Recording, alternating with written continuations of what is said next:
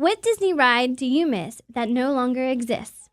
Yesterday was the end of one of my favorite voyages. Disney's Maelstrom is now just a figment of my imagination. Maelstrom opened in 1988. It was a boat ride in the Norway pavilion in the Epcot showcase. Riders glided through the water in Viking ships and were transported back in time to Norway's Viking times to learn about the history of Norway. The ride ended and you were taken into a theater where a 6-minute video played about Norway. I now regret skipping this video most of the time I went.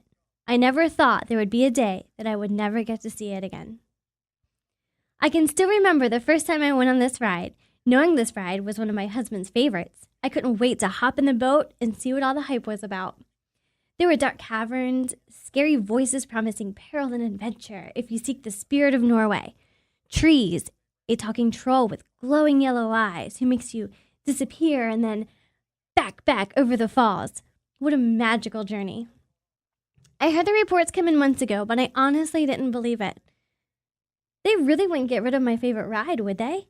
Not a ride with so much history. This ride is 26 years old.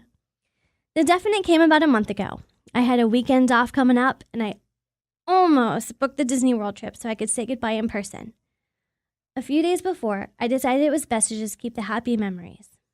Today, I saw videos online of the Viking ships being hauled down the freeway, and it really hit home.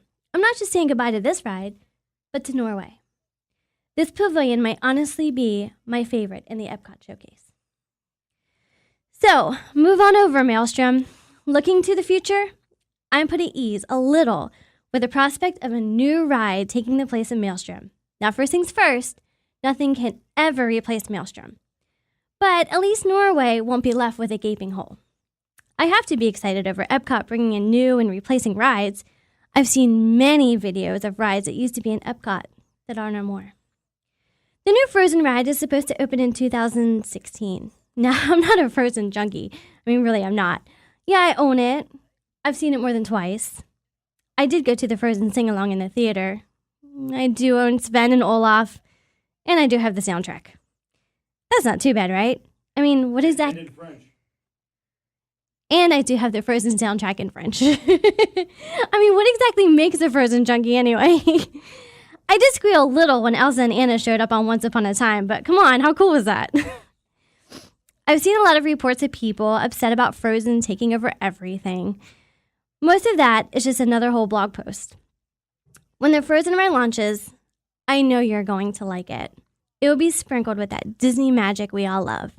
You're going to stand in line missing the Maelstrom and saying to yourself, I can't believe they changed this classic ride to Frozen. And you'll be upset that non-Disney fans are standing in line to ride it just because it's Frozen. But I can almost guarantee that when the ride ends, you will want to get in line again, and you'll be thinking about it for hours or days after. Because that's what Disney does.